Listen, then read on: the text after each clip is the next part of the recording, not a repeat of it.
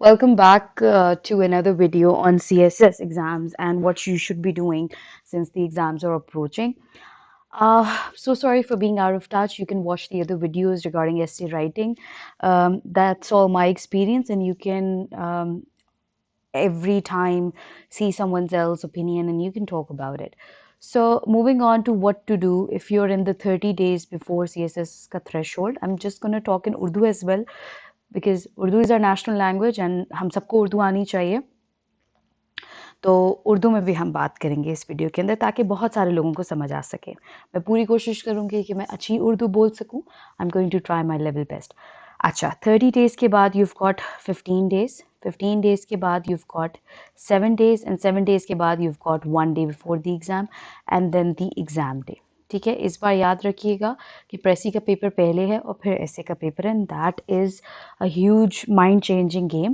आपको लेकिन नर्व्स को अपने कंट्रोल रखना है और आपको प्रेसी का पेपर थोड़ा सा इजी तो नहीं होता लेकिन छोटा होता है, तो आपको उसको देख के अपनी पेस कम नहीं करनी. यू गोटा स्टिल कीप ऑन गोइंग.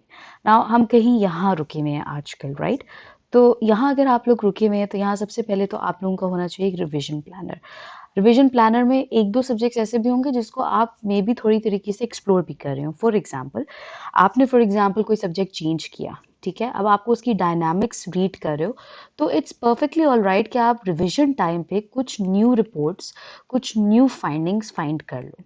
कहीं भी नहीं लिखा हुआ कि अगर आपने एक रिविजन कर रहे हो तो आपको न्यू चीज़ नहीं मिल सकती. मेरे हिसाब से रिविजन करते हुए ही आपको बेहतरीन से बेहतरीन चीज़ मिलती है ऑनलाइन गूगल में. ठीक है, कभी कभी किसी के पास्ट पेपर्स के ऊपर अच्छा सा एनालिसिस मिल जाता है, कभी किसी की वेबसाइट मिल जाती है जिसके अंदर उसने इंपॉर्टेंट टॉपिक्स को पास्ट पेपर्स के साथ लिंक किया होता है, कोई अच्छी ऐसी रिपोर्ट मिल जाती है जिसमें सब कुछ लिखा होता है जो आप पिछले 3 महीनों से रिसर्च कर रहे थे बट आपको नहीं मिल रहा था. तो इट्स परफेक्टली फाइन कि अगर आपको एक चीज़ बहुत ईजिली मिल जाती है. कुछ सर्च इंजन इस तरह काम करते हैं कि जब आप चीज़ें रिसर्च करना शुरू करते हैं और रिविजन की, तो ऑटोमेटिकली बेस्ट अवेलेबल वेबसाइट से पिकअप कर लेता है और वो वेबसाइट आपको पहले कभी नहीं मिली होती. तो इट्स परफेक्टली फाइन, इसमें घबराने की कोई बात नहीं है. आप उसको अपने पास नोट डाउन करें कि कोई इंपॉर्टेंट चीज़ है जो आप अपने माइंड से एक बात करें. हमेशा अपने माइंड से एक बात ज़रूर करें कि ये चीज़ इंपॉर्टेंट तो है बट क्या मेरे माइंड के अंदर कैपेसिटी है इस चीज़ को एग्जाम डे में प्रोड्यूस करने की. अगर आप समझते हैं कि हाँ मेरे पास कैपेसिटी है, ये जितने डिजिट्स, जितनी वैल्यूज़ हैं मैं इसको प्रेजेंट कर दूंगा या कर दूंगी, then go for it. But if you don't have the capacity and you are highly likely to mix it up, जैसे कि मुझे इतनी ज़्यादा वैल्यूज याद नहीं रहती, मैं कोशिश करती हूँ कि मैं हेडर्स पकड़ूँ, मैं कंटेंट पकड़ूँ, मुझे याद रहे कि ओवरऑल हेडिंग्स क्या बन सकती हैं, डायमेंशंस क्या हो सकती हैं मेरे टॉपिक की, दैट्स इट. मैं कभी भी internally world bank, world development की जो इंडेक्सेस हैं, इसके अलावा पाकिस्तान की कुछ नेशनल रिपोर्ट्स होती हैं उसमें कुछ चीज़ें बहुत ऑब्वियस होती हैं, उसके अलावा कोई निटी ग्रिटीज वैल्यूज़ याद नहीं करने की कोशिश करती बिकॉज आई नो मुझे याद नहीं रहेगा. तो it's perfectly fine. So 30 days की प्लान की अगर हम बात करें, हम just can move on this side ताकि आप लोगों को समझ आ जाए. सो सबसे पहले तो आपने किया कि आपके पास पेयर ऑफ वर्ड्स और ईडियम्स, ये एक ऐसी चीज़ है जो आपको रोज़ एटलीस्ट 30 से 35 याद करने चाहिए starting from today.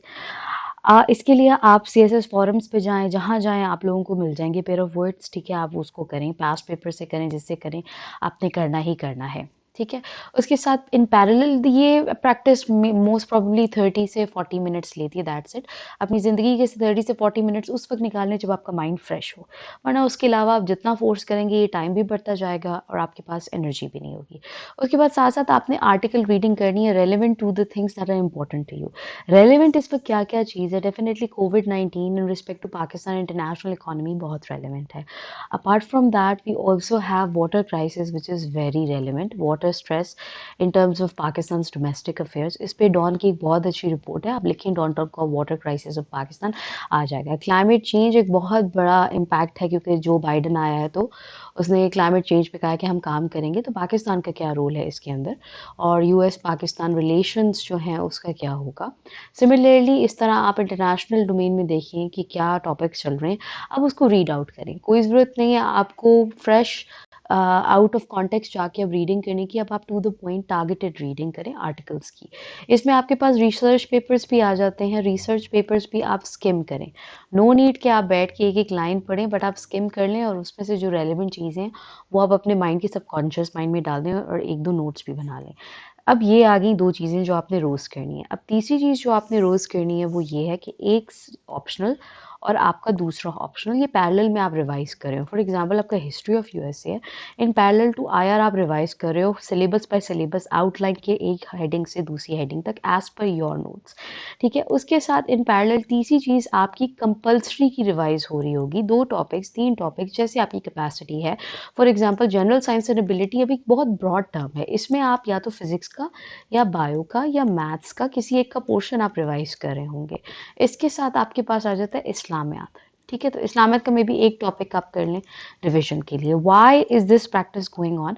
This practice is going on ताकि आप सब चीज़ों को टारगेट करें एज़ कम्पेयर टू कि आप सिर्फ़ एक सब्जेक्ट पढ़ें, उसको लेके चलें। बेशक 2 आर्टिकल्स आप रीड करके रिवाइज़ करें। By no means am I saying you कि आप बस एक चीज़ लेके बैठ जाएँ। अब ये है 30 डेज़ का plan, right, before the exams. Now coming on, बीच में आपकी स्पीड तेज़ भी हो जाएगी, कम भी हो जाएगी, कुछ सब्जेक्ट्स आप ऊपर ले आएँगे, कुछ सब्जेक्ट्स आप नीचे ले आएँगे, कीपिंग इन व्यू आपकी क्या कैपेसिटी है। कुछ सब्जेक्ट्स लोगों को बहुत ईज़ी लगते हैं because of their educational background, और कुछ सब्जेक्ट्स लोगों को बहुत मुश्किल लगते हैं because of their lack of interest in that subject, and it's perfectly fine. आपने हर सब्जेक्ट को बैलेंस करके लेके चलना है। ऐसे नहीं होगा आप एक सब्जेक्ट में स्टक हो रहे हो, उसको ज़रूर रिज़ॉल्व करें, लेकिन साइड बाय साइड दूसरे सब्जेक्ट्स को भी टाइम देते हैं। इट इज़ पॉसिबल कि शायद उस वक़्त आपका माइंड एक्सेप्ट ना करो, थोड़ी देर आप ब्रेक्स पी लें, बाहर जाएँ, एयर को देखें, सब कुछ करें, हवा वगैरह, मौसम भी काफ़ी अच्छा है। But please try to isolate yourself when it comes to going to the weddings and the parties, क्योंकि उससे ना आपके एनर्जी लेवल सबकॉन्शियस माइंड में चेंज होता रहेगा। आपको लगेगा मैं बहुत फ्रेश हूँ, मैं घर जाके पढ़ सकती हूँ, पढ़ सकता हूँ, but at the end of the day वो टायर्डनेस आपको बाद में आएगी। अच्छा, उसके बाद आ जाता है 15 डेज़। अब 15 डेज़ पे आपके पास आपका मैथ्स पोर्शन ऑफ जीएसए पूरा कंप्लीट होना चाहिए, और मैथ्स पोर्शन के लिए आप ई बुक्स हैं पंजाब गवर्नमेंट की, उसमें ग्रेड 6 और ग्रेड 7 में अरिथमेटिक और फाइनेंशियल अरिथमेटिक का सेक्शन कर लें। उसमें सारे न्यूमेरिकल्स, ये ज़कात और ये वीडियो का शेयर, इन सारी चीज़ों का शेयर। इसके अलावा आप ग्रेड 8 की जनरल मैथमेटिक्स की बुक खोलें और उसमें सारा कुछ है, information handling, pie charts, ratio and proportion. ये गेम ही सारी ग्रेड 6 और ग्रेड 7 की मैथ्स की बुक्स की हैं, सो आप इसको प्रैक्टिस करें, ठीक है? ये हो जाना चाहिए। आपके ऑप्शनल्स एक दफ़ा आपकी 70-80% रिवाइज़ हो जाने चाहिए। आपके पेयर ऑफ वर्ड्स ईडीएम हो जाने चाहिए। साइड बाय साइड आपने कुछ ट्रांसलेशन के वर्ड्स, ग्रेड 10th की इंग्लिश की बुक है, उससे आप देख लें, पास्ट पेपर से देख लें। आपको टेंसेस का पता एक्चुअली होना चाहिए। वोकैबुलरी से ज़्यादा टेंसेस उर्दू से इंग्लिश में इंपॉर्टेंट होते हैं। उसके अलावा आपको पास्ट पेपर से 9 टाइप्स ऑफ एरर्स होते हैं, आपको वो देख लेने चाहिए। तो ये सारी चीज़ें प्रेसी की छोटी-छोटी आप रोज़ साइड बाय साइड करें, और साइड बाय साइड प्लीज़ आप लोग अपना रिलीजियस पर्सपेक्टिव भी स्ट्रॉन्ग रखें। आप अल्लाह ताला से दुआ करें, आप कंटेंट रहें, आपका इस पे दिमाग को कंटेंट रहना बहुत ज़रूरी है। ऐसे नहीं हो सकता कि आप पढ़ते जाएँ, बीच में बहुत सारे ऐसे पॉइंट्स आएँगे जिसमें आपका माइंड डिप कर जाएगा। डिप का मतलब है कि आपको पढ़ने का बिल्कुल दिल नहीं चाहेगा और आप समझेंगे कि आपकी दुनिया क्रम्बल कर रही है। लेकिन इस पॉइंट पे आप अगर नफ़ल पढ़ेंगे या फिर आप कुछ दुआ पढ़ेंगे, दुरूद शरीफ पढ़ेंगे, अल्लाह ताला से दुआ करेंगे, तहज्जुद, क्योंकि आप रातों को उठ रहे हैं, तो आप तहज्जुद ज़रूर पढ़ें। अगर आपकी रात की स्लीपिंग रूटीन नहीं है तो इट्स परफेक्टली फाइन, आप सुबह फजर के साथ आप नफ़ल पढ़ लें। बट आप अल्लाह ताला को अपना बेस्ट फ्रेंड वैसे भी हैं, लेकिन इस जर्नी में और ज़्यादा स्पिरिचुअली आप स्ट्रॉन्ग हो जाएँ। ये बहुत मैटर करती है। इस जर्नी में आपकी 100% इन्फॉर्मेशन मैटर नहीं करती, बट आपकी अगर वो 20% इन्फॉर्मेशन भी है, अगर आप उसको प्रोड्यूस इस वे में करेंगे कि वो 100% लगे, in the good possible manner. Presentation doesn't mean good writing, it means good sentence structure, good amount of content that you have, और उसको बड़े ब्यूटीफुल तरीके से आपने प्रेजेंट कर दिया है इन ऑल पॉसिबल डायमेंशंस। उसके लिए आपको अपने ऊपर यकीन होना चाहिए, और आपको ज़ात पे यकीन होना चाहिए कि आपको उसने स्ट्रेंथ दी कि आप इन एग्ज़ाम्स की तैयारी कर सकें। अच्छा, कमिंग बैक, 15 डेज़ में आपने दोबारा रिवाइंड करके देखना है कि मैं कंप्लीट कर पा रही हूँ या नहीं कर पा रही। उसके बाद 7 डेज़ जब रह जाएँगे तो आपने बस एक ओवरव्यू देना है हर रोज़ एक-एक सब्जेक्ट को, और आपने बस खुश हँसते-खुशते रहना है। अब 1 डे बिफोर आपने कुछ भी नहीं करना, आपने रिलैक्स करना है, आपने अपना पूरा दिन एन्जॉय करना है। जस्ट स्किमिंग करनी है प्रेसी की और कुछ चीज़ों की जो आप समझते हैं कि शायद लॉगर में जाके मैं इसको ज़्यादा टाइम ना दे सकूँ। ये जो डे है 7 से 1 डे, इसमें आपने बहुत ज़्यादा ज़्यादा खुश रहना है। I am not bluffing it over here, क्योंकि साइकोलॉजिकली आपका माइंड इसमें आप कुछ देखेंगे भी ना तो वो एक्सेप्ट नहीं कर पाएगा। वो कहेगा यार मुझे, आपने पढ़ा हुआ भी होगा, आपका माइंड कहेगा मुझे नहीं आती ये चीज़, which is not the real case. Your mind is just playing with you. इसमें आपके नर्व्स स्ट्रांग होने चाहिए और आपको सिर्फ छोटे छोटे ओवरव्यू क्रिस्प आउटलाइंस अपनी देखनी है। आउटलाइंस इन अ सेंस के टॉपिक की आउटलाइंस आपने देखनी है कि अच्छा यार ये हिस्ट्री ऑफ यूएसए का ये टॉपिक है, अच्छा इसका ये डायमेंशन होता है, ठीक है, अच्छा इस टॉपिक का ये डायमेंशन होता है, अच्छा ठीक है, जेंडर स्टडीज़ में ये डायमेंशन होता है, ठीक है, सोशियोलॉजी में ये डायमेंशन होता है, ठीक है। आपके जो फाइनल वन लाइनर नोट्स हैं वो होने चाहिए आपके पास। I hope the video is not getting longer, but if you are not bored please let me know, ताकि मैं ऐसी वीडियोज़ और ज़्यादा बनाऊँ। उसके बाद आ जाता है आपका एग्ज़ाम डे। एग्ज़ाम डे से पहले बाय द वे एक और बात याद रखिएगा, आपकी ज्योमेट्री ट्रांसपेरेंट बैग, आपका blue black pointer, scale, razors, calculators are not allowed, लेकिन आपकी पूरी तैयारी होनी चाहिए। इस बार तो मास्क भी आपके साथ हो, ठीक है। और साथ आप, मुझे नहीं पता क्लिपबोर्ड आपको पसंद है या नहीं पसंद, पर क्लिपबोर्ड भी लेके जाइएगा and make these things already. किसी को कुछ ना बताइएगा और अपना एग्ज़ाम देने चले जाइएगा।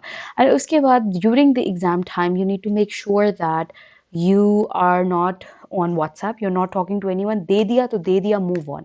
when I attempted my exam, जिसको मैंने क्लियर भी किया था, मुझे आज भी याद है कि आउटलाइन मेरी अच्छी बनी थी, पेपर ठीक हुआ था, अल्लाह का शुक्र है, लेकिन मुझे फिर भी एक डाउट था कि मैंने शायद पूरा ऐसे का पेपर ही गलत लिख दिया क्योंकि मुझे कीवर्ड समझ नहीं आया था।